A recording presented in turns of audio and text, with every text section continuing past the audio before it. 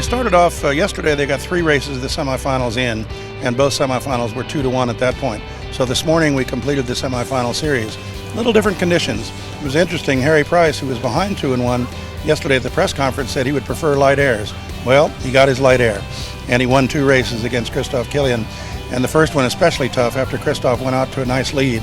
But Harry just sailed brilliantly. I haven't seen that good of sailing in a long time. He caught every shift, hit the puffs properly.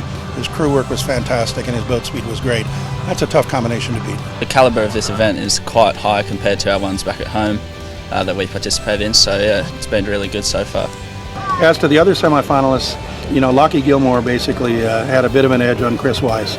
Not because Chris isn't a terrific sailor, but just in experience. Lockie has sailed in quite a few of the regattas in Australia in match racing. Off Perth, we're used to sailing in the river, and it's sort of quite flat and quite shifty, and here it's quite steady and it's a bit choppy, so yeah, it's a little bit different, but we're finding it easy to adapt. Chris is a tremendous dinghy sailor and a great collegiate sailor, but is relatively new to match racing. His first major match race was the United States Youth Match Racing Championship for the Rose Cup, and he got 3rd. You could see his curve going up all week, and just to get to the semifinals was quite an accomplishment. It's awesome. We've loved it. It's been a great time, and we've learned so much here in this last couple days racing that it's just a great experience. We love it. The final was terrific, just as we expected. Both boats won the first of each race, so it got to 1-1, and both boats were sailing well. But today, Harry Price of Australia, of the east side of Australia, as opposed to Lockie Gilmore from the west side, really had it together. They just were brilliant in all facets of the game, and it was proven. And so the races ultimately weren't even that close. Eventually, he had one race where he put Lockie behind the committee boat, was unable to start. It was very light wind, and so almost within about 5 minutes of the start, he was about 8 boat lengths ahead. When you're doing that kind of thing, it's very hard to lose.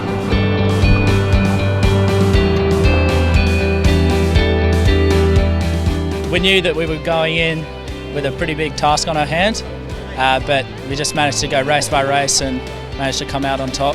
It was just good to get that first race out of the way with the win, get the nerves sort of settled down a bit, and then just focus on the next races coming. Throughout the week, we've realised that we have been quite fast. I think a lot of it is based on how we feel the boat, and just adapting to the conditions and just putting the boat in the right place where it needs to be in order to go fast.